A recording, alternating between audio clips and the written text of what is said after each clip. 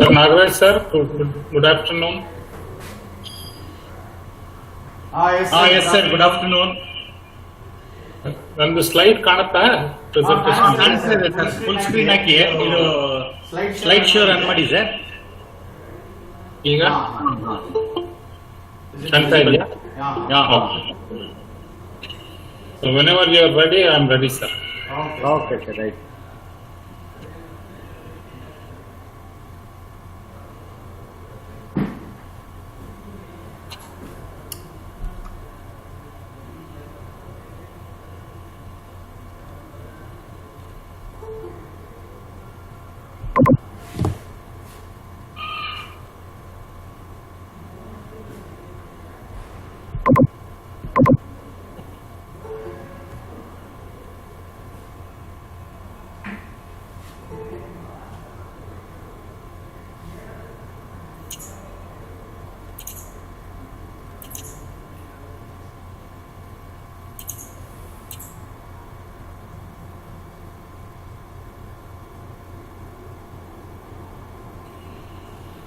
Sir, we'll start, sir.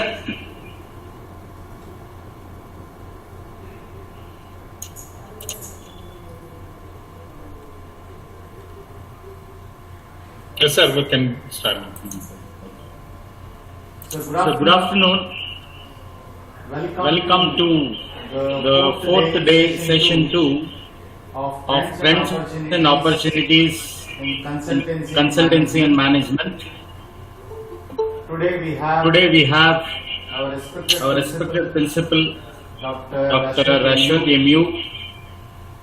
He is the President, Association of Consulting Civil Engineers India.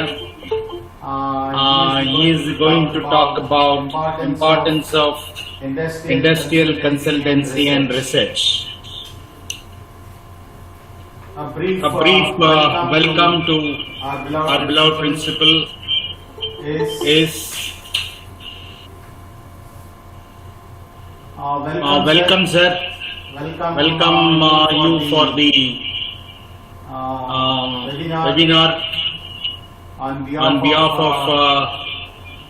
of management and faculty of BIT and our CDC committee members as well as our participants today.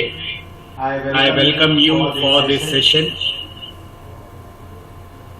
and a brief profile of Dr. M U Aswath is Professor did PhD and MTech in Structural Engineering, is currently a principal of Bangalore Institute of Technology, is also President of Association of Consulting Engineers, is Academic Senate Member and Chairman Board of Studies, Vishweshwara Technological University. He was a professor and head of the Civil Engineering, former Secretary General of ACCE India, Editor-in-Chief, Bullet of ACCE, and is also Secretary General. Carried out articles in newspaper The Hindu for 2 years for the benefit of general public and professional. Served as GC member of ACCE for several times and as secretary for Bangalore Center. Eminent engineer by ACCI Bangalore. He has 20 years of professional experience as structural consultant and heading ICR's Industrial Consultancy and Research Center. Vice President, Indian Concrete Institute. Served as Chairman of ICI Bangalore Center.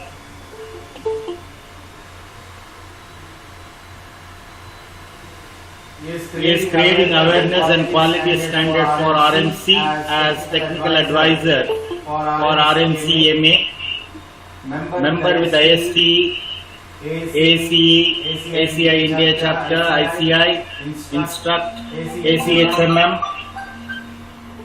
INSDAG, IIB and IEI. Served as placement officer.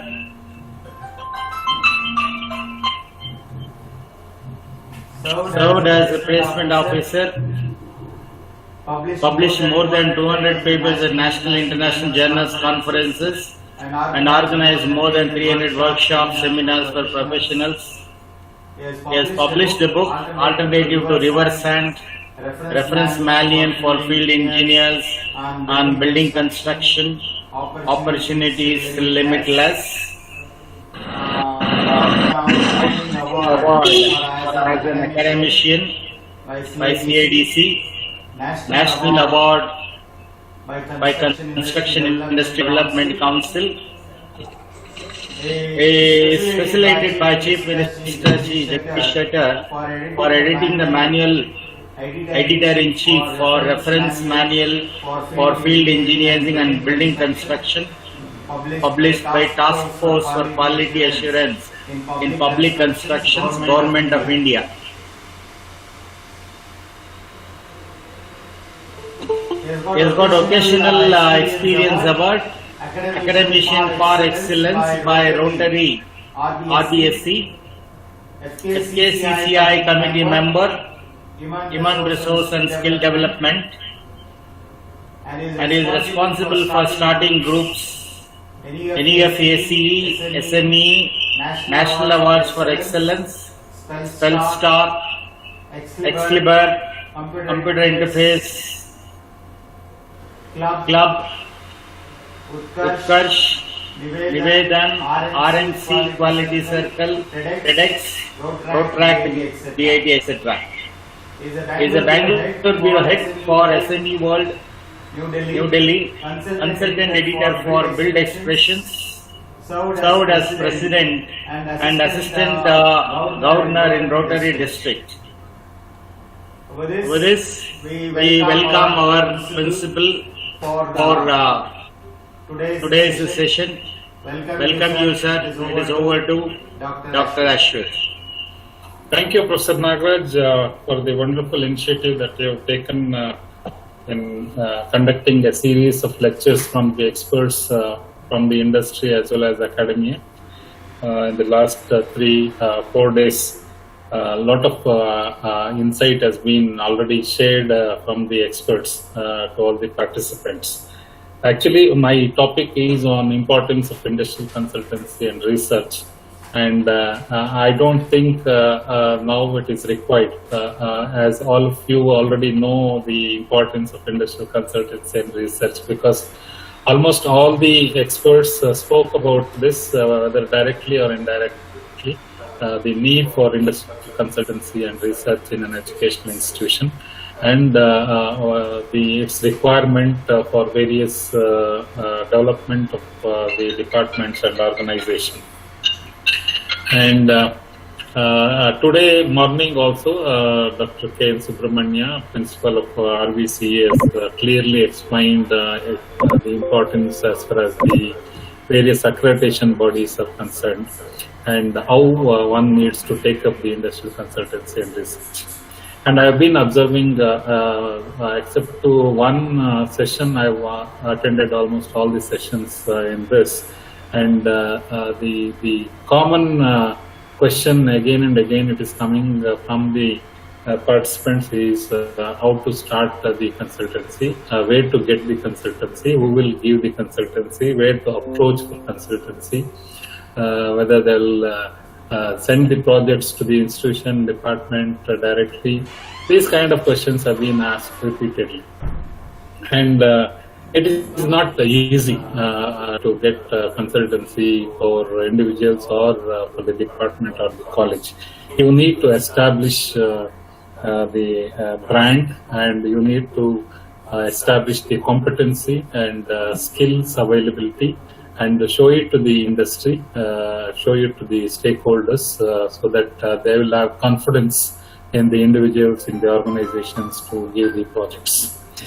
Because whenever industrial consultancy is involved, it also involves the finances and time, most importantly time. So if you get a consultancy project from an industry, you need to give the confidence to the industry that you will submit the solution or the project completed within the time frame. That is very, very important. And one very common complaint or one very common weakness of the organizations, educational organizations, is we don't deliver the things in time. So that is one common complaint. So if that is managed, if we can deliver the project completed within the time frames as agreed mutually, then automatically the confidence will develop in the industry, and they will keep on giving their problems or the requirements to the academic organizations for the various industrial applications. Not necessary that always the consultancy should be on the problems, but it can be on various solutions for the new projects that they are handling, and efficiency in the projects that the industry is handling. So keeping all this, and I'm sure all of you have already know what is consultancy, what are the different types of consultancies available, the kind of projects available, the various research available, the basic research and the application-oriented research problems available in the industry and in the R&D sector, and how one can involve in these kind of activities, what it takes, how much time it takes, and the energy, time, and how to balance the academic activity and the consultancy and research. All these things, I think by this time all of you have understood very well. And so my job is very simple today. I will not have to stress again and again on all these aspects. And today morning, those of you present today and yesterday also, Dr. Shobha yesterday mentioned that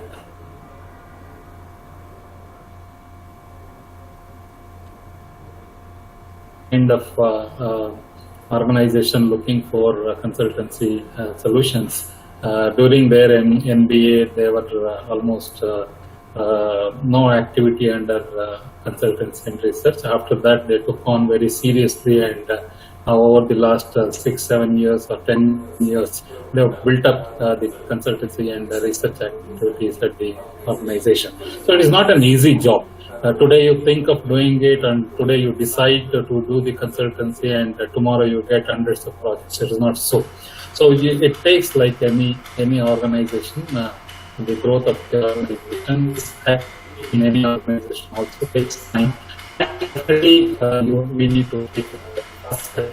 So any organization of the participants present here from the other educational institutions, we need to always take the first step, and automatically we can move forward. So taking the first step is very, very important, and it may immediately not give you all the recognition and the money that you are looking at from it, but definitely in the days to come, we can definitely move forward, and the whole world is having a lot of applications and looking towards the educational institutions for all kinds of support, not only in industrial consultancy and research, but in all other areas where we can make an impact for a better tomorrow.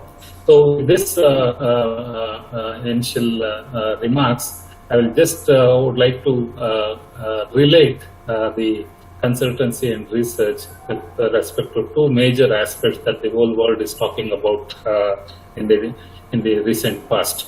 One is the Sustainability Development Goals, which were announced in the year 2015, and they have a target to complete all the objectives by 2030. That is one aspect.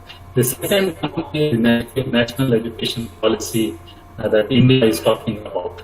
We had earlier also the national education policies, and we have understood the various aspects and issues connected with the education system in India, both primary education as well as the higher education. And after a lot of deliberations, now the National Education Policy 2020 is announced. And if you look into the policy in detail, there are a lot of focus areas in the primary education as well as the higher education aspect. And now today we are talking about the industrial consultancy and research opportunities and trends in general in engineering. So now looking at the earlier talks that people have given, they have completely explained the various steps one needs to take to develop the consultancy center at any organization and to develop the skills required for doing the consultancy by various faculty members, different streams have been already explained. So I will not get into that mode very clearly because I had some slides earlier, and looking at all these presentations now I've slightly shifted my thought process. And this is also very, very important. So, morning, Dr. Subramanya was mentioning about the importance or the weightage of consultancy and research in the various accreditation bodies. So, this is also a very, very important thing for all the academicians like us. So, in criteria 3 and 4 of NAC, if you look at the 3 and 4 in NAC, put together 3 and 4, we have about 300 marks connected to consultancy and research and publications, these kind of areas. So about 300 marks are there in the NAC itself. So that is a major chunk of marks. One needs to get a good ranking under the NAC. We need to have a good and sound consultancy and research activities in any organization. And looking at the NBA, National Board of Accreditation process, in that criteria 2, 4, and 5, all the three criteria put together directly, we have about 275 marks in the NBA criteria. This is directly connected to consultancy and research and publications. Similarly, if you look at the national education policies, the old versions as well as the current NEP 2020 also, there are a lot of given for this kind of activity, which is a lot of impact on the education, quality education. And now my job is today, I'll take maybe about 20-30 minutes to connect the objectives of the sustainable development goals, and then national education policy, and then connecting the quality education and these activities, and directly relating to consultancy and research activities, how it will impact the quality education. So in that aspect, I'll just give some thought process that I'm having right now, and then maybe I will spend some time on I'm a civil engineer and president of Association of Consulting Civil Engineers here. It's got about 22 centers across the country, and more than 600 consultants are the members of this association practicing consultancy for the country, and including the major projects from infrastructure to transportation to water works. All kinds of works are being carried out by the members of the Association of Consulting Civil Engineers. So there is no limit for the activities one can take up as a consultant. And now, as the earlier talks have been explained, the consultancy is not restricted to one core area. Any project will involve multidisciplinary activities. So it involves electronics, it involves the computer science, IT. All the disciplines are connected in any single project. And especially the major project announced by the Prime Minister of India, the Smart Cities, hundreds of smart cities project, all disciplines are involved, and every discipline have a role to play in the civil engineering projects. So not restricted to civil engineers, So even though I am maybe talking about the areas in civil engineering at the end for a few 10 minutes, that is not connected only civil engineers, other engineering disciplines can also participate in efficient meeting the projects under civil engineering areas. So it is open for all the branches. So coming to the global goals, the system for the sustainable development. If you look at this, it will clearly connect the consultancy and research to each one of the sustainability development goals. As a universe, we need all these development goals for the sustainable world. No poverty, zero hunger, good health and well-being, quality education, gender equality, clean water and sanitation, affordable and clean energy, decent work and economic growth, industry, innovation and infrastructure, reduce inequalities, sustainable cities and communities, responsive consumption and production, climate action, life below water, life on the land, peace and justice, strong institutions, partnerships for the goals. So if you look at all these 17 sustainability goals, and you can also relate each one of the goals for your consultancy and the research. So you can have hundreds of research opportunities in each one of these goals, and you can have hundreds of consultancy opportunities based on your competencies and skills in a particular domain on any of these development goals. So the whole world is working towards these sustainability goals, and the objectives should be met by 2030. So another 10 years, there will be a lot of opportunities. All the countries are giving a lot of importance for achieving these goals, and directly that will lead to a lot of opportunities for the individuals, especially in the engineering faculty, to work on these areas and support the sustainability development goals, as well as the companies and organizations involved in achieving these goals and supporting those organizations in terms of consultancy, in terms of research required for the establishment of this. So getting into a little bit on these sustainability goals, I'll take a few minutes on this, what universities can do. Recently, in fact, I've given a lecture on the role of academia on sustainability development goals, and after going through all the aspects, so all the engineering faculty have a lot of opportunities in consultancy and research, and university teachers as pillars of education, quality education, have definite goals on this. So universities, colleges and other higher education institutions play a critical role in the achievement of the 2030 sustainability development goals.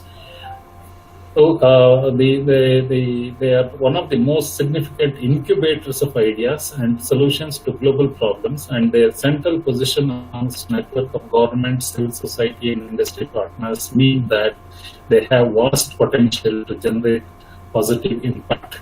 So all the teaching community through their departments, through their institutions, can definitely act on each of these sustainability goals and contribute for the achievement of the objectives.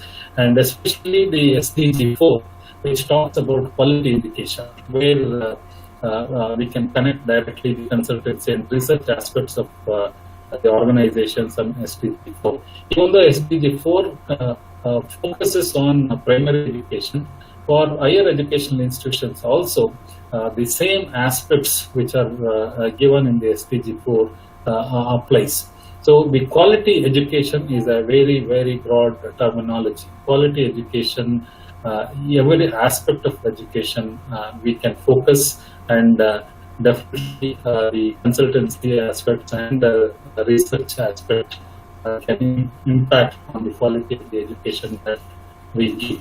So I will also show you at the end of the presentation some of the present issues that the engineering community is facing.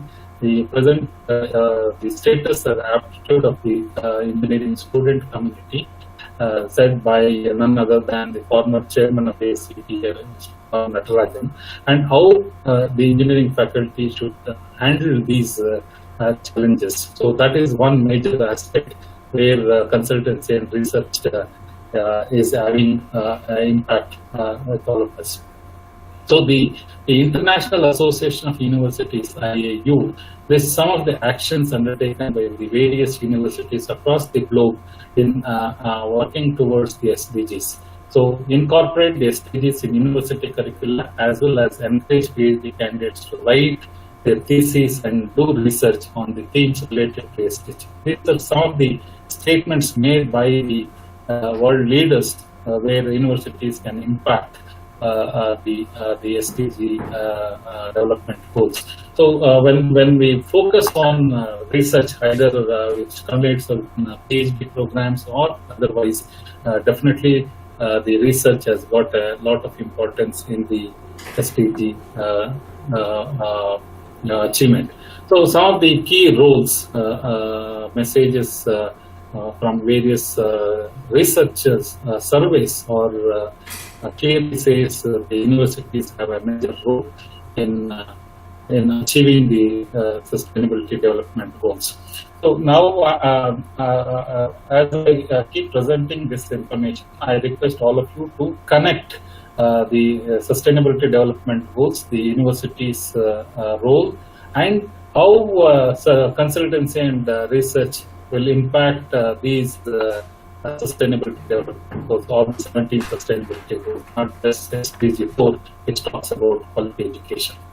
Now, if you look at the university system, what actually we are up to about what we do at the university levels as faculty members, what we do actually. So we have a lot of knowledge resources. We create a lot of knowledge, the traditional knowledge and the knowledge required for the future. We generate a lot of knowledge and we disseminate knowledge to the student community. And this knowledge is generated through a lot of networks and our teaching learning systems. And sometimes it is directly connected to business, and sometimes it is connected to the application-oriented research, and sometimes it is connected to the basic core research. And the youth is involved in this. The student community is having a lot of potential to change the world. In fact, the whole world is talking about India because India has got the percentage of youth is huge. So the youth can change the world. So we are dealing every day with the youth of the country and connected with business, connected with research, connected with networking and the teaching process and knowledge generation. So all these activities revolve around the student community, which is the youth of the country, which is the future of the world. And if you look at the last 5 years, the thrust given by the various governments, state governments, central governments, and various other R&D organizations on innovation. So the lot of innovation is happening in the already existing knowledge as well as the new knowledge, already existing skills and the new skills required, already existing technological tools and the new tools which have been generating a lot of innovation ideas. So these youth connected with the innovation and the technologies that we develop on the campus, and through the startup initiatives, through the incubation centers, through various other programs, even the Government of India and MHRD have been giving a lot of thrust to enable the institutions by giving financial support to generate and to create the innovative initiatives, entrepreneurship initiatives in the campuses. And they have been recognizing year on year the organizations who are doing some good work and giving good support to the youth of the country. And these initiatives, finally, if it comes out with some idea, some knowledge, some solution, so that technology transfer is also happening at the universities levels. So all these activities which are happening knowingly or unknowingly are impacting the sustainability development goals that we are talking about, the 2030 goals. So by 2030, all these 17 sustainable goals should be achieved by all the countries so that we will have a better tomorrow. That is the idea. So it impacts all aspects of the society, all aspects of the individual to make one comfortable to live in this world. So these goals are directly connected with the universities. That's what I would like to say. So, and if you look at each one of these activities, unless we get network with the industry, unless we get network with the community, unless we get network with all the stakeholders to understand and learn what is happening in the industry, it is impossible to provide the complete complete service in the education to the youth. So now we are connecting the society through the university to the student community. So in this process, to learn, consultancy and research are very, very essential things. Unless you are in touch with the industry, you will not know what is happening, what are the problems. Unless you are in touch with the community, you will not know what the community is facing, what kind of problems they are facing. So you have to be sensitive to the society, you have to be sensitive to the industry and understand the aspects of the industry and the society, bring them to the university platform, do brainstorming with the colleagues and with the department and the expertise available in the university and come out with some solution. So that is basically, in a broader term, the research or the consultancy that we are talking about. It is not just get a problem, give a solution, get your fee. It is not that. So if you look at a broader perspective, as the teacher community is respected next to the God, we need to be giving solutions to the better society, better tomorrow. So that is the aspect of consultancy and research. And in the process, we also gain proficiency, we also gain competencies, we also gain skills, and we also become confident to handle our own lives, and we can make impact to the society. So this is the aspect, and this is how the importance of consultancy and research should be understood. And you can broadly classify into 3 or 4 sectors, the research and on the SDGs and education for the sustainable development, operations and governance, and external leadership. So as the earlier experts were also talking about, it is not it may not be sufficient to give the solutions, the expertise available within the department, within the campus alone. Sometimes you need to collaborate with the other organizations, other similar organizations, and wherever you have the expertise, bring the expertise together and provide solutions. And the external leadership is also very, very important in achieving this. So like this, there are a lot of work in the last 5 years have been done, and some of the major statements made on the higher educational institutions, the role of higher educational institutions and the faculty of the higher educational institutions. I'll just quote 2 or 3 statements from the Global University Network for Innovation. Universities in particular are essential to achieving the SDGs because they can equip the next generation with the skills, knowledge and understanding to address sustainability challenges and opportunities and perform research that advances the sustainable development agenda. So if you understand the wording, each word here, it directly gives link to your consultancy and research, the importance of consultancy and research. So we need to skill the next generation. How do we skill the next generation unless we understand the issues and problems of the industry and give solutions to the industry? So giving the skills for the next generation is nothing but making them confident to handle the problems and coming out with solutions with the knowledge available in the university campuses. So this is what is the role of the teaching community right now. And given the close relationship between the curriculum, the new paradigms of learning and research, the interaction between people from different cultural backgrounds, and the social responsibility of the universities to the general public, they are a vital part of any agenda for the future. It is not just sustainability goals, it is not just the new education policy. Tomorrow something else may come up, some other major challenges may come up in front of us. So unless we make confident the future generation, through our activities and the collaborative activities with the industry, I think it is very difficult to handle this situation. So given the close relationship between the curriculum, we need to upgrade the curriculum based on our learnings and understandings of the society. So the new paradigms of learning and research. So unless we do research on the various aspects, learning becomes incomplete. So learning is not just reading some syllabus and getting good marks, but learning is the foundation for creating confident individuals. So in that direction, I think consultancy and research will have a major role to play.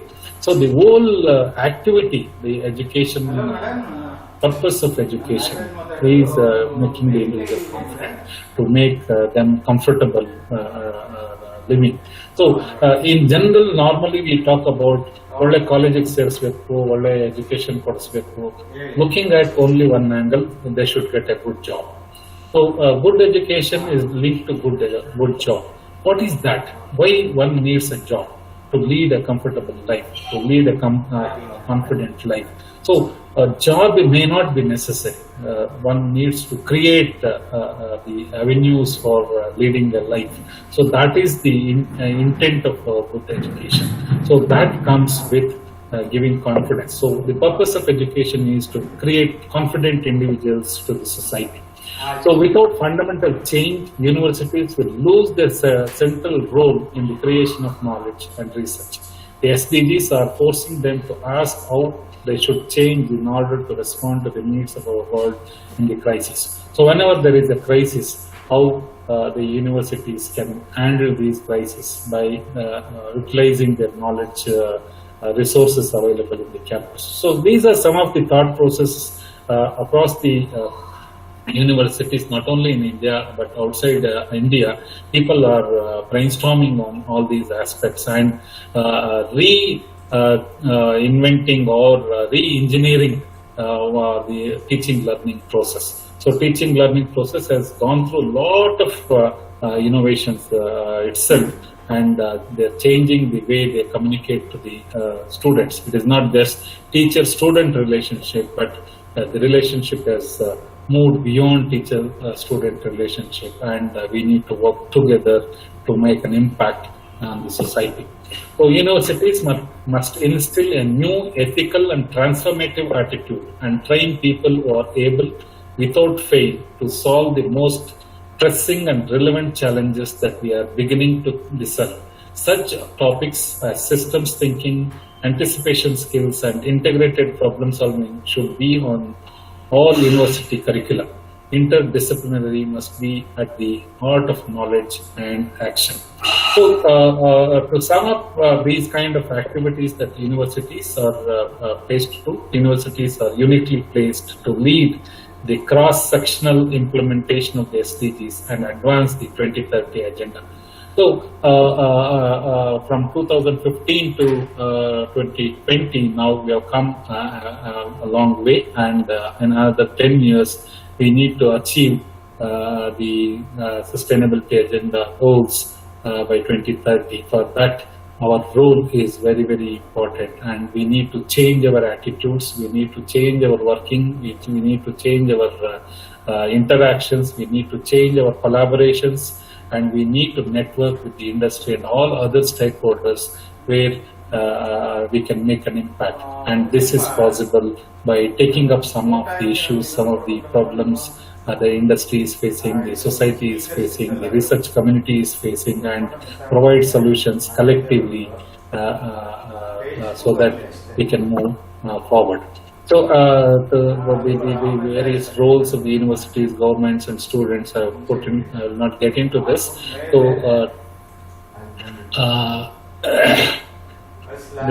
the summary of the universities on the sustainability development goals. So here again, some of the participants were asking about the way to get these kind of consultancy assignments and research assignments. So there is no restriction.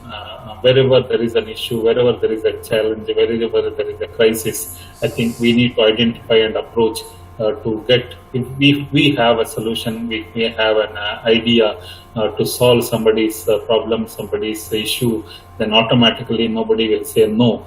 Only thing is we need to convince them, we need to give them confidence that we can give them a solution.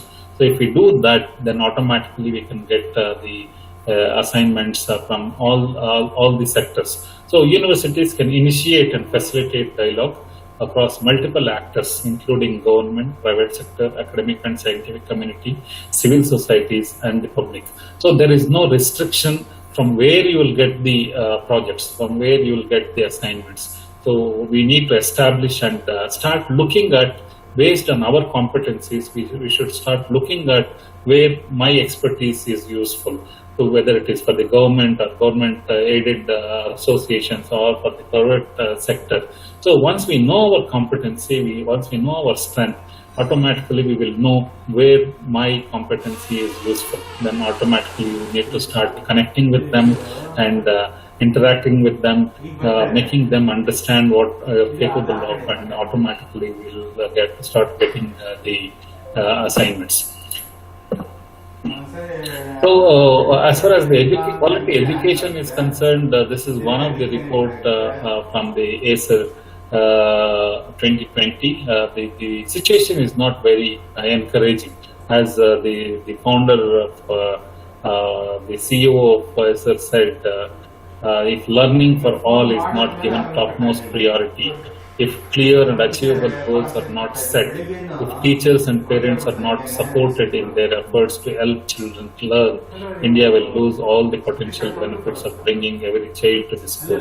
For a bright and hopeful future, whether as individuals, as families, or even as a country, we must aim for every child in school and learning well.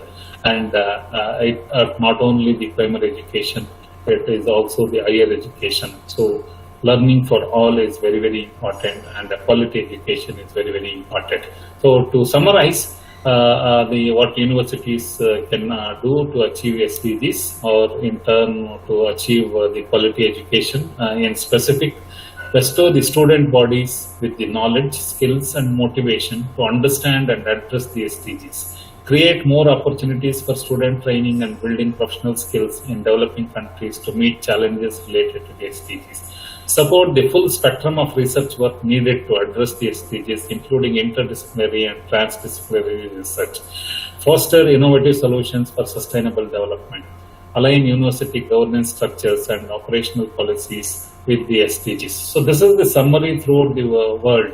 The universities, what they can do. And if you look at all these 5 points, you will find the importance of consultancy, the importance of research.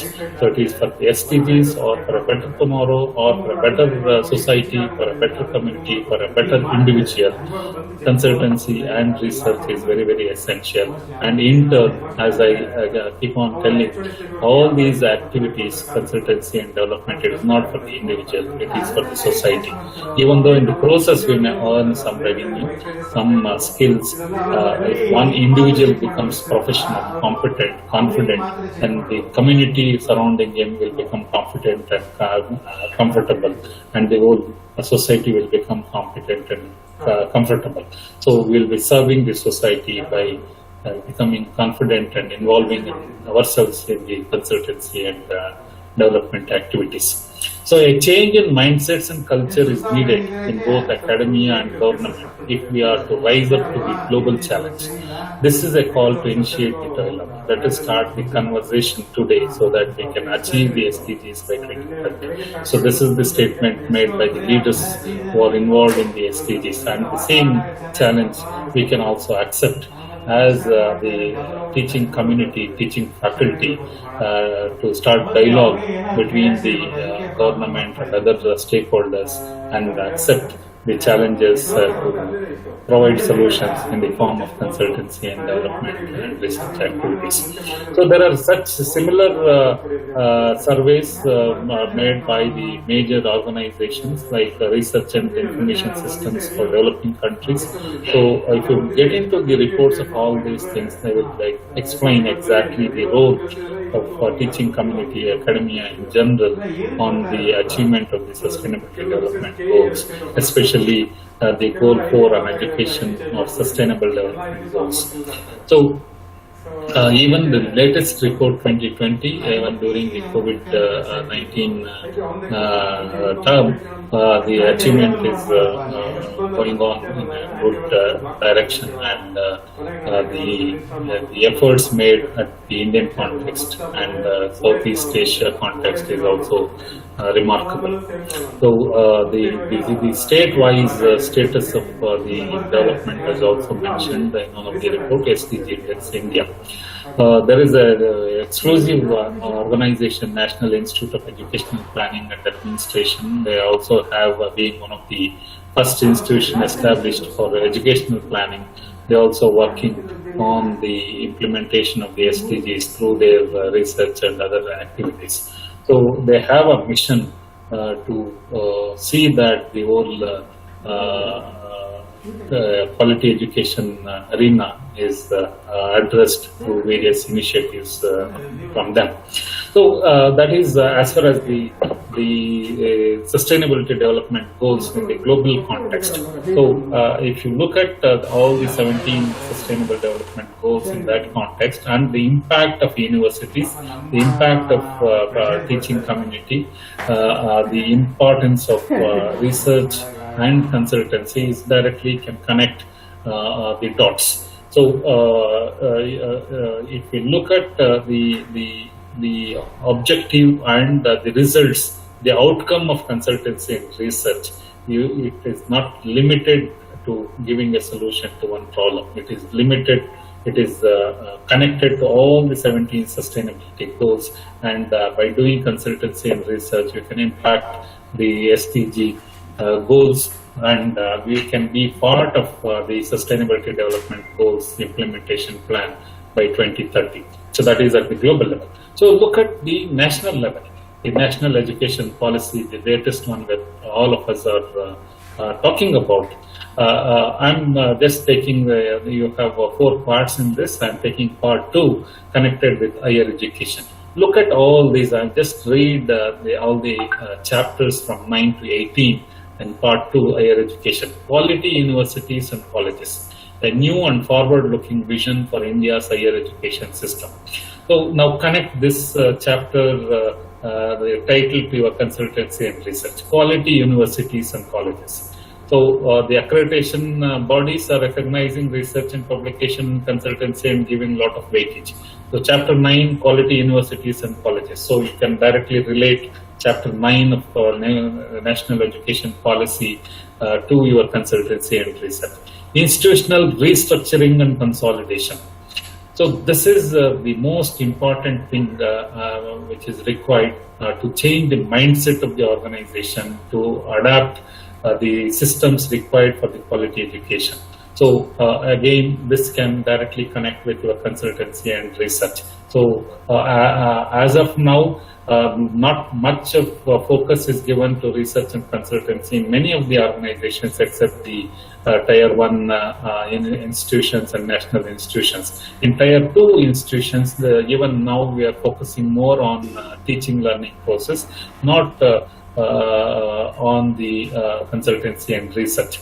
So this can definitely impact chapter 10 also. We need the proper systems at the institutions towards a more holistic and multidisciplinary education. So I will talk about more holistic and multidisciplinary education a little further in the coming slides. Then optimal learning and environment and support for the students. Optimal learning environments and support for the students is again directly connected with the consultancy and research activities. Motivated, energized and capable faculty.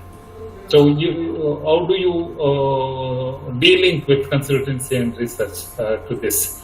It is impossible to de-link. So unless you involved in the real world problem solving exercises, you will not be motivated, you will not be energized, and you will not be capable faculty to handle the 21st century generation.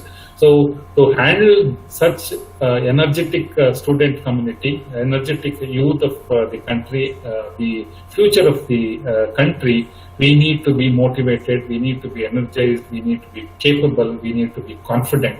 And all these characteristics will come to your faculty members once we involve in the real problem solving techniques that will happen through consultancy and research. Equity and inclusion of higher education, teacher education, reimagining vocational education, catalyzing quality academic research in all fields through a new national research foundation, transforming the regulatory system of higher education. So if you look at the national education policy, many of the earlier speakers also mentioned about the college education policies, and all these policies give a lot of thrust and focus to consultancy and development. So in the next 5 to 10 years, I think those who are good in consultancy, those who are good in research will be recognized in any organization. So I was talking about the chapter 11, the towards more holistic and multidisciplinary education. I'll just take up that particular paragraph here. India has a long tradition of holistic and multidisciplinary learning, from universities such as Takshashila and Nalanda to the extensive literatures of India combining subjects across fields.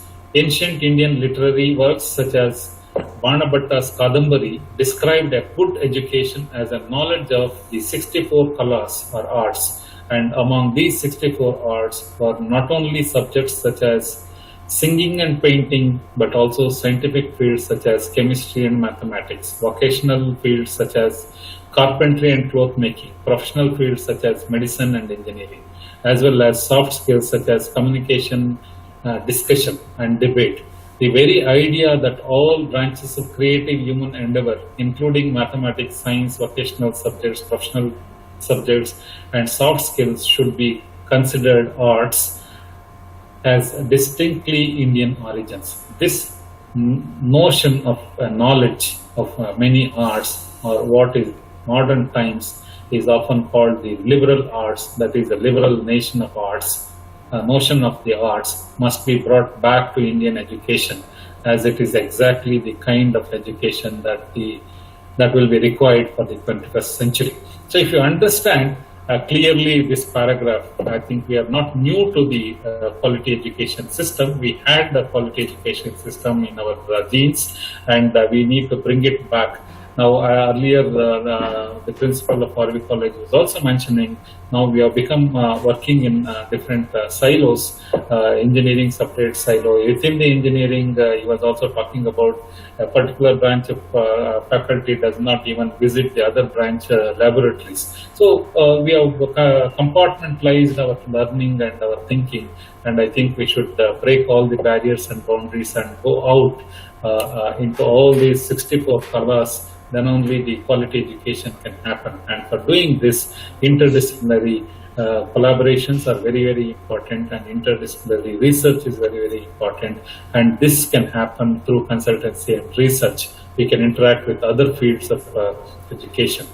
And the university system that NEP is also talking about will also have all these areas of knowledge generation, knowledge dissemination activities in a setup. It is not just university for engineering, university for medical, university for arts. It will not be like that in the days to come. So looking at all this, the collaborative activities through consultancy and research is very, very important, and finds a lot of focus. So the Vision 2020 for the NEP, the three statements we can read once to understand the importance of quality education, and we can relate this to the consultancy and research. An education system that contributes to an equitable and vibrant knowledge society by providing high quality education to all, develops a deep sense of respect towards the fundamental rights, duties and constitutional values, bonding with one's country and conscious awareness of one's role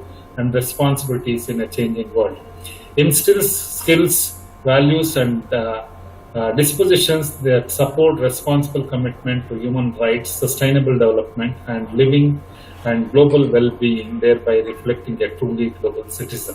So these are the aspects, the visions of the national education policy, and they also talk about the transforming teaching learning process, experiential learning, and all those things. Already many people have talked about the experiential learning and the role of consultancy and research activities for experiential learning and giving tutorials to the students and all these things. So I will not spend much on this. And the expected outcomes of the NEP are also very clearly mentioned in the HRD department's PowerPoint, which is available for everyone to download. So focus on 21st century skills in teaching, learning and assessment. This is one of the expected outcomes. So to focus on 21st century skills in teaching, learning and assessment is possible through consultancy and research activities of all the faculty members. So another recent survey, Professor Nagaraj, I am audible? Yes sir, yes sir. Hello? Yes sir. Yes sir, you are audible, no problem. Okay. ಕೇಳಿಸ್ತಿದ್ಯಾ ಅಂತ ಏನೋ silent ಆಗಿದೆ.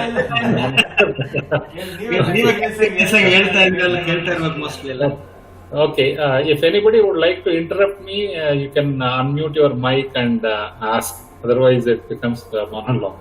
So another few minutes I will take, and then we will open for question and answers. So technology transfer, intellectual property, and effective university industry partnerships. This is work from Wipro, and you can download from this link the complete document. And the preface written by Camille Dries, I just wanted to read to show the importance of consultancy and research. I have taken the extract of the 2 paragraphs of the preface. Universities worldwide play a leading role in advancing the frontiers of science and technology. In recent years, a key concern for policymakers has been how to ensure that the wealth of knowledge generated within the universities can be transferred to industry so that society in general and local business in particular can benefit from the university's scientific and technological expertise. So this is talked about aspect, because universities generate lot of knowledge and a lot of ideas, but it is not transferred to the society. In fact, long back when I was a student, there was a small unit at IISc. It is called as the Astra, Application of Science and Technology to the Rural Areas. So there is a small department, whatever the technology tools that they have developed, they used to transfer that to the rural development. So that kind of initiatives are not many of late, and now it is where we are fortunate in the last few years. These kind of activities have been taking place, and a lot of importance is given for the startups. So in recent years, a key concern for policymakers has been how to ensure that the wealth of knowledge generated within universities can be transferred to industry so that society in general and local business in particular can benefit from university scientific and technological expertise.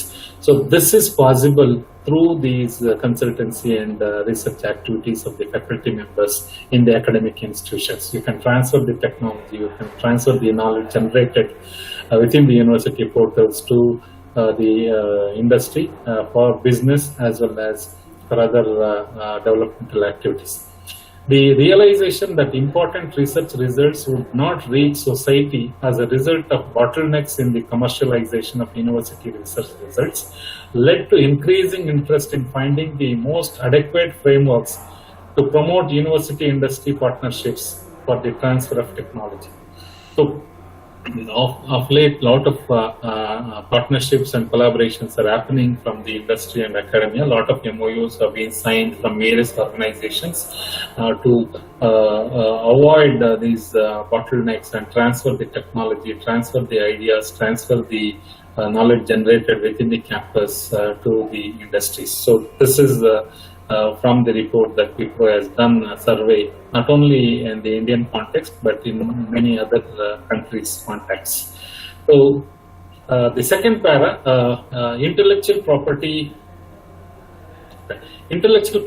rights have been identified in many countries as a mechanism that provides the necessary incentives for the commercialization of university research results. So IPR activities are improving now. People even in tier 2 universities and colleges are also people talking about IPR. Whatever ideas that are generated and developed, you can have a patent in your name, either independently or jointly, depending on the collaboration activities one can do. Data from a number of Asian countries show a marked increase in the number of patent applications filed by the universities. So this is a new trend that all the university faculty are trying to apply for patents for their ideas and for their innovative applications. National governments have enacted policies to promote university industry technology transfer, and various Asian universities have adapted formal intellectual property policies and established technology transfer offices to manage their intellectual property rights. The time therefore seemed ripe for embarking on an analysis of university industry partnerships for technology transfer in Asia, with a view of identifying some of the lessons that may be learned for the future. So even this report also says this is the right time, ideal time for all the universities and university faculty to work on these areas. And once we start practicing the consultancy and research activities, maybe we can take baby steps in the beginning, but in the days to come, this will be the order of the day, and definitely will be contributing to the development. So here various countries summaries are given, what is happening in different countries, India, Philippines, Japan and other countries. So I have taken India, what is happening. So after independence in 1947, Indian science and technology policy has integrated into the fabric of the planned economy. A series of 5-year plans set out the basic national strategies for economic growth and industrial development. Over the last 10 years, however, India moved gradually from a planned and closed economy to a more open and deregulated one, with new challenges being set forth for universities and industries. Presently, India is in the process of implementing its 10th 5-year plan. In the area of science and technology, the country is being steered by the S&P policy of 2003. It is only in recent years that Indian industry has really started collaborative programs with the universities. Indian success in the software sector is remarkable. The market share for India in the global IT services business is now 4.4%. Major global IT companies have outsourced some part of their operations to India and have established R&D centers there as well. Indian IT engineers are working in many industrialized countries and contributing to the advancement of information technology. A few world-famous universities like Indian Institute of Technology have made this success possible. But overall, few Indian industries are supporting research projects within universities. Most of the collaborations is in the form of consultancies, which typically do not involve large-scale projects. On the other hand, according to the survey questionnaire conducted by PwC in the Indian National Study, Indian universities are not fully aware of the importance of intellectual property rights and lack the resources to manage them. Both sides need to reach out to university industry collaborations is to flourish. So this is not a very old report. The status is same even now. I think now everybody is looking at starting collaborations for consultancy and research work. So in a nutshell, all these things will say or explain or convince that the consultancy and research is very, very important in any educational institution, for the institution as well as for the individual faculty members. So my objective of this presentation today is not to directly tell you if you get motivated, if you get convinced, if you understand that this is the way forward, and automatically you will find your own path by yourself. So there are a lot of resources available, the official resources available in various UGC, AICTE and other platforms. And the only thing is we should get convinced it is important. I should start doing some work in consultancy, some work in research. So if I get convinced myself, then automatically I will find ways to move forward. I will find my way of getting the works from the consultancy, from the industry, and other things. So the impact of these presentations, the series of presentations organized by the Consultancy Development Center of BIT, is to motivate, to convince that this is the order of the day. If the exercise is to be successful, I think then automatically all of you will get involved, and in 1 or 2 years you will start finding some projects and work on this. So as I was mentioning in the beginning, recently AICT also conducted various activities on the national education policy and other issues, and this is Dr. Natarajan just captured the screen during his presentation. Some current issues in engineering education, we just listed the gap between those who teach and those who learn. There is a generation gap. Teaching, that is those who teach, that we, the faculty members, and those who learn are the student, the youth of tomorrow. So there is a lot of generation gap. So unless this gap is reduced, if we maintain teacher-student relationships and a gap, then I think we have an issue there. So we reduce the gap and between the teachers and the learners. What teachers teach and what students learn, this is another major statement. What we teach, we don't know what they're learning. So we need to understand whether whatever we are teaching, whether the students are learning. Those who recruit and those who seek jobs. So the student community, after the final year, all of them want jobs in good organizations, but the recruitments will have their own requirements. So those who recruit and those who seek jobs. So there is an employability gap. So many of the forums, people talking even 30 years back also the same statements. Even today also same statements have been made in some of the platforms. There is a lot of employability gap. What they have learned and what is required for the industry is not there. Those who frame policies and those who function within the system. So syllabus is created by the university systems and the affiliated universities or otherwise, and the actual teaching learning process happens somewhere. So all the stakeholders are not completely involved in creating the required curriculum. So those who frame policies and those who function within the systems again do the lot of impact. Theory and practice of assessment of learning and performance on the job. How do we close these gaps? So these are some of the issues that the current engineering education system is facing, and I think we can find some solutions to reduce the gaps between these things through consultancy and research activities taken up by the faculty. And as far as the job ready and passion for innovation, there are some qualities for multidisciplinary education. This is again another activity from chapter 11 of NEP from another expert giving the webinar. Then regarding the job readiness and the pedagogies, the goal awareness pedagogy, learning pedagogy, and assessment pedagogy, these are some of the issues mentioned by another expert. So for addressing these issues, there are a lot of initiatives: tinkering labs, live-in labs, and vocational training, industry training, research papers for faculty. So some of the suggestions made by some of the experts. So technical, soft skills, humanities, vocational based and value based activities, and through various resources available at AICP and other organizations. We have different platforms: Swayam, NPTEL, ePrabha, ePathshala, eDhyanakosh, spoken tutorials, virtual labs. There are a lot of initiatives taken by the governments and other organizations to equip the faculty members. So these are some of the issues. So we need to connect all these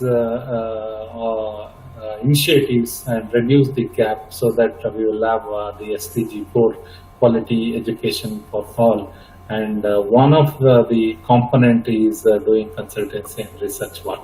So the ideal engineering professor of 2020 or forward should have these attributes according to Natarajan's presentation. He has taken from Pune Moral Study from 2011. The teacher engineering professor should be a technical expert. He should be an engineering practitioner. He is not engineering professor. He should be an engineering practitioner. So engineering practitioner is nothing but one who involves in the consultancy and research. So then only you become a practitioner. What you design should be implemented. What you teach may not be implemented, but what you teach and what you practice, if you teach, then the impact will be more. So you should be a superior communicator, effective teacher and mentor.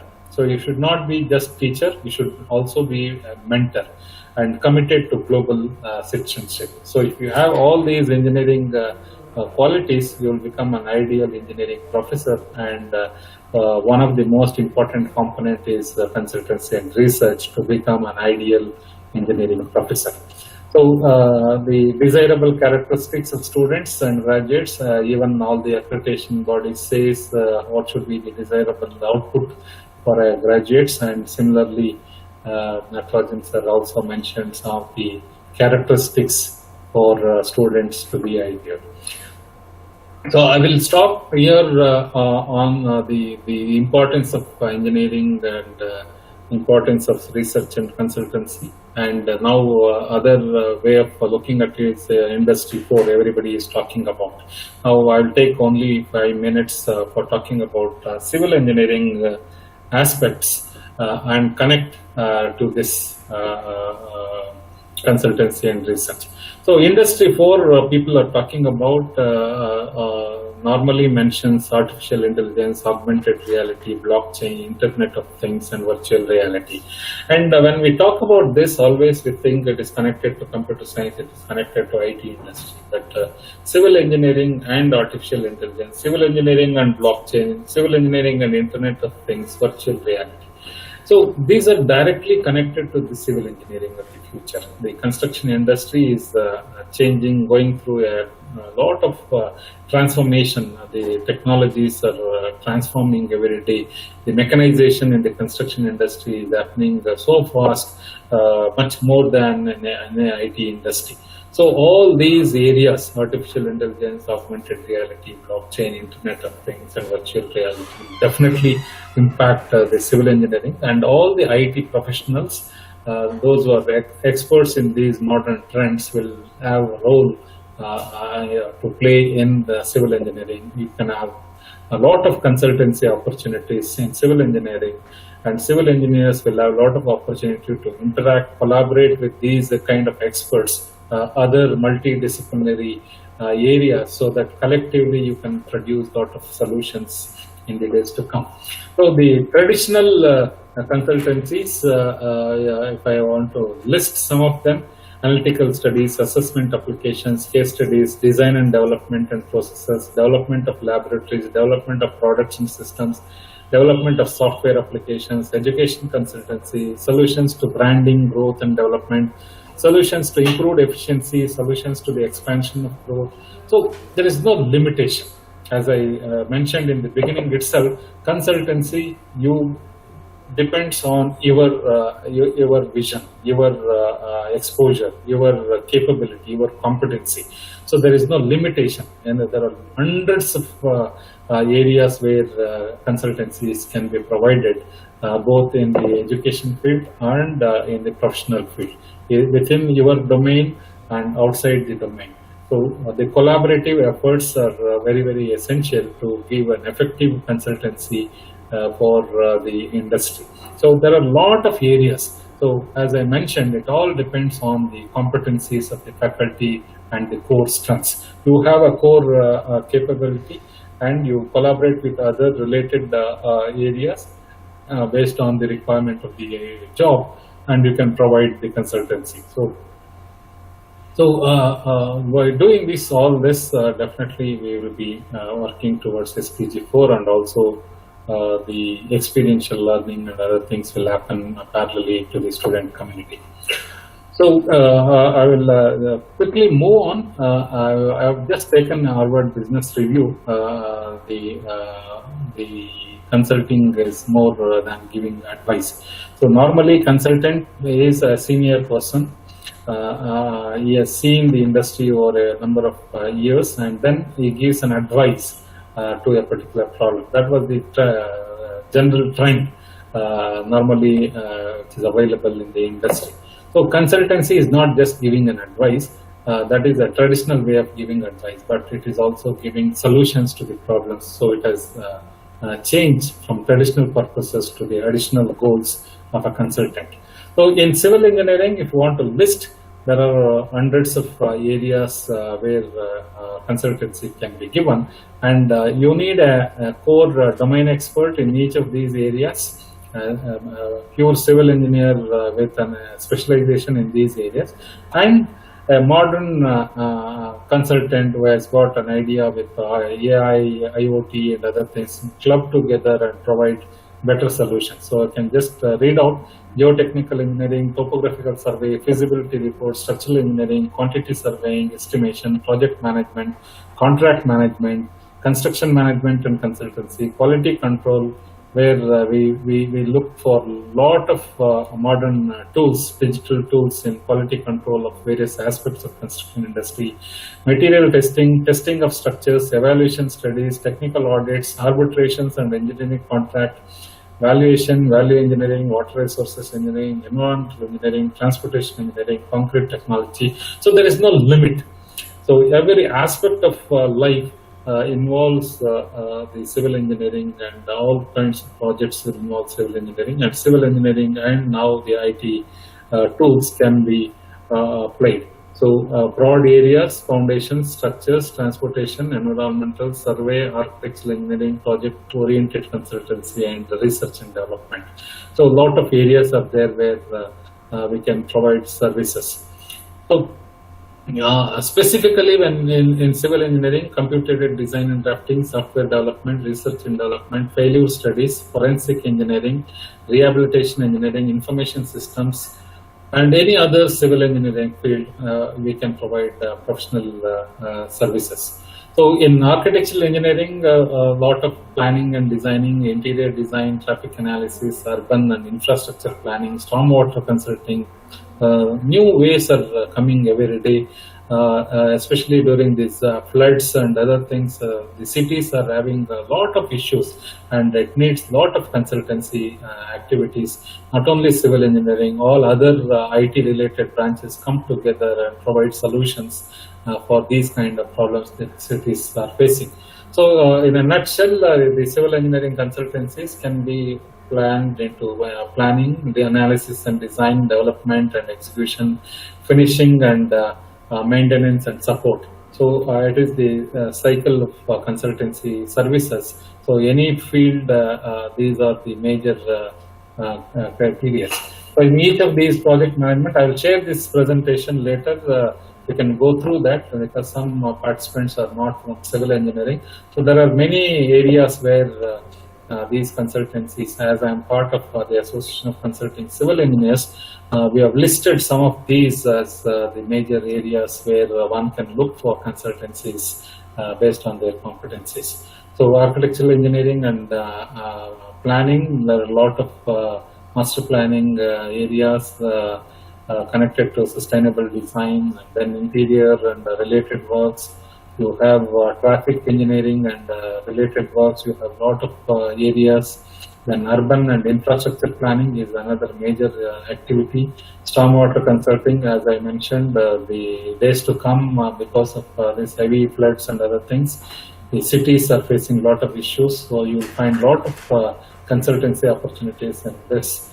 And in general, we can have a lot of services, business intelligence services. You can carry out pilot tests and critical components, conducting feasibility studies, cost reduction calculations and ROI estimations, creation of tender technical specifications, identification of potential suppliers, requirement management, supply in quality control, training on the current developments and solutions.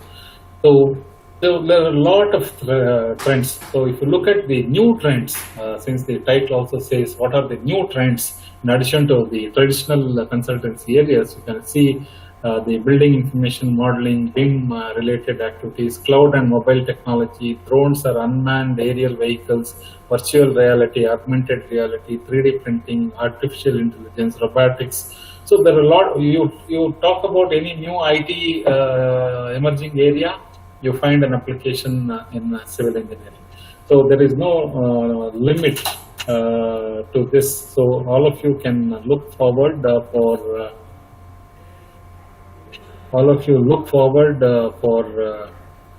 better opportunities in the consultancy area for the future. Thank you very much. I think I've done my presentation.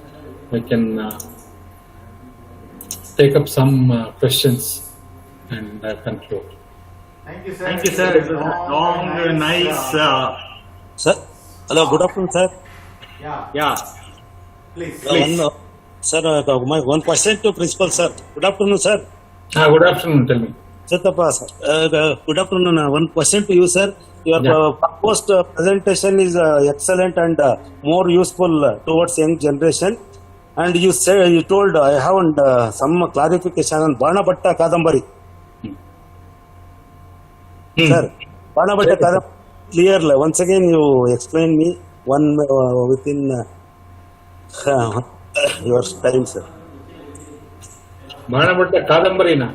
Yeah, I told Banabhatta something, Taxila University and Banabhatta something, I told that time. In the new education policy, Okay, it is mentioned, okay, the new education policy under chapter 11 towards more holistic and multidisciplinary education they were talking about. okay, Of late, the education system has been going on in identified critical silos. So they have given a reference of the Banabhatta's Kadambari described a good education system consisting of 64 art forms. So in that 64 ಕಲೆಗಳ ಬಗ್ಗೆ ಮಾತಾಡಿದ್ದಾರೆ. okay, That reference has been made when we talk about holistic multidisciplinary education, and those 64 colors should be brought back to the education system and should be given awareness and knowledge about all these multidisciplinary forms of art. Then only the education is complete. ಒಂದು ಬರೀ engineering ಅಲ್ಲಿ ಕಲ್ತ್ರೆ ಸಾಕಾಗಲ್ಲ, medical ಅಲ್ಲಿ ಕಲ್ತ್ರೆ ಸಾಕಾಗಲ್ಲ, ಈ ಎಲ್ಲಾ ಕಲೆಗಳ ಬಗ್ಗೆನೂ ಒಂದ್ ಸ್ವಲ್ಪ ನಾಲೆಡ್ಜ್ ಇರಬೇಕು ಅನ್ನೋ ಒಂದು ಕಾನ್ಸೆಪ್ಟ್ ಅನ್ನ ಅವರು ಇಲ್ಲಿ ಮೆನ್ಷನ್ ಮಾಡ್ತಾರೆ. ಹಾಗಾಗಿ for the 21st century skills, one needs to have an idea about all these 64 forms of arts in addition to our core domain knowledge in engineering. So ಅದ್ರ ಬಗ್ಗೆ ಅದನ್ನ ಮಾತಾಡಿದ್ದಾರೆ. ಸರಿ ಸರ್, ಓಕೆ, ಅದನ್ನ ಸ್ವಲ್ಪ ಕ್ಲಾರಿಟಿ ಸಿಕ್ಕಿರಲಿಲ್ಲ, that's why asked you. Okay. Okay, thank you. So participants, do you have any question to ask? If you have any questions, you can either ask by unmuting your mic or type the question in the chat. I can ask the professor.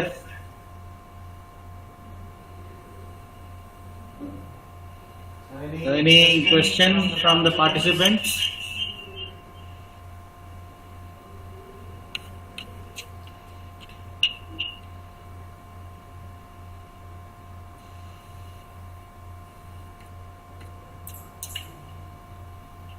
Okay, if there are no questions, they have understood everything very clearly.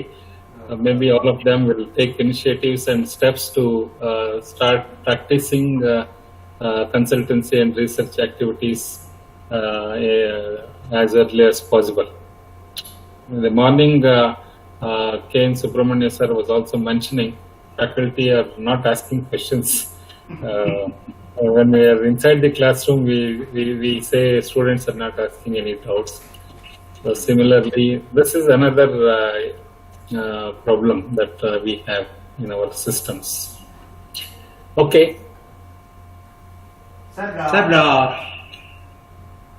Thank you very much for an excellent session by you, in which you gave us an overall idea of how the education has to be done.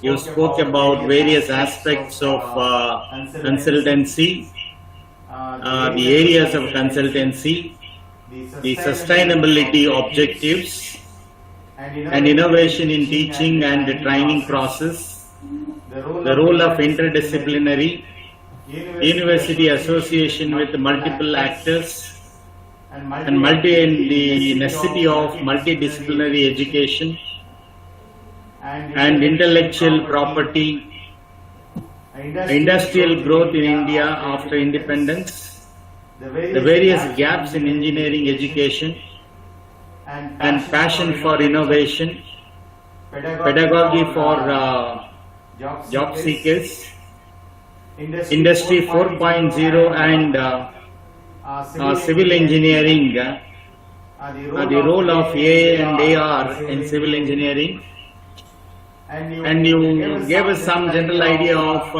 general consultancy service available which the faculty can take, and you spoke particularly the consultancy in civil engineering, from the basic solutions to smart solution using the blockchain, artificial intelligence, augmented reality. It was overall development, progressive talk.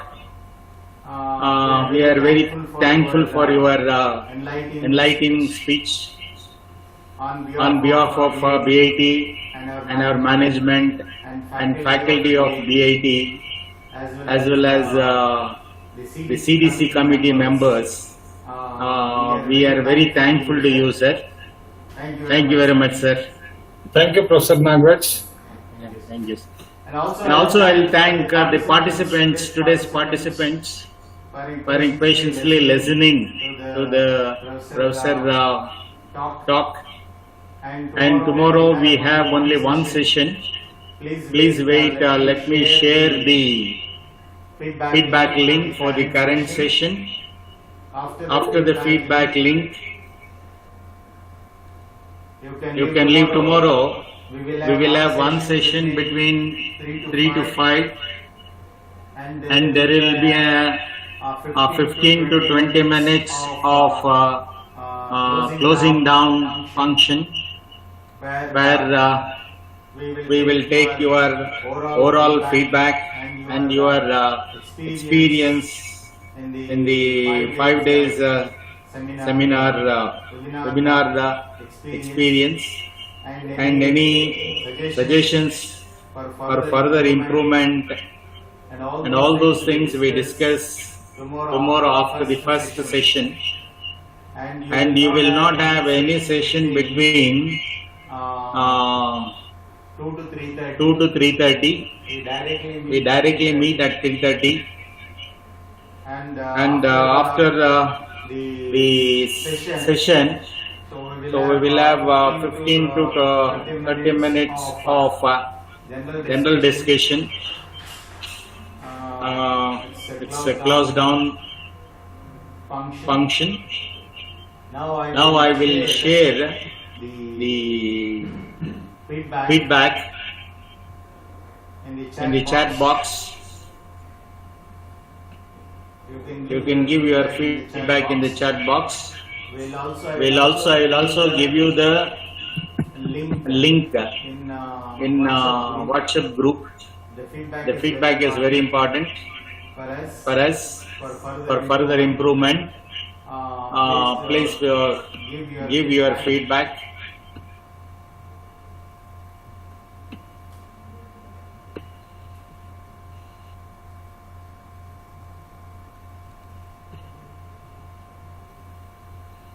And now sending the feedback.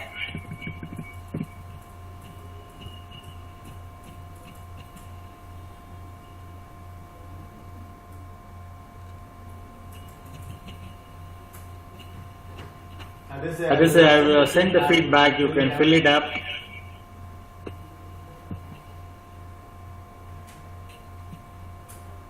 And tomorrow you will get overall feedback.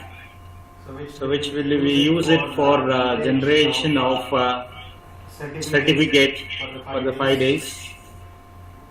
So thank you very much for your patience listening to all our sessions. After entering the feedback, you can leave the session. We will meet tomorrow at 3:30. Thank you very much.